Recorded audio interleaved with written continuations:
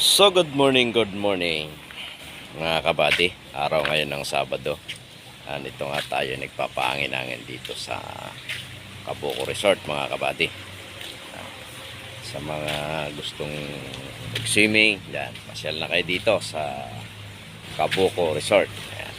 At papasilip ko sa inyo ang ganda ng Kabuko Resort. So ayan mga kabady, ang cottages, swimming pool.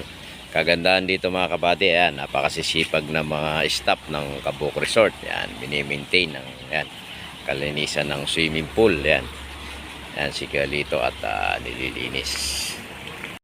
Good morning! Ayan mga kabady, at kita nyo naman. Yan.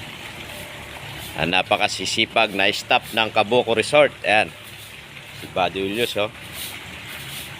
Maintain ng kalinisan. Saka si Galito. Ayan.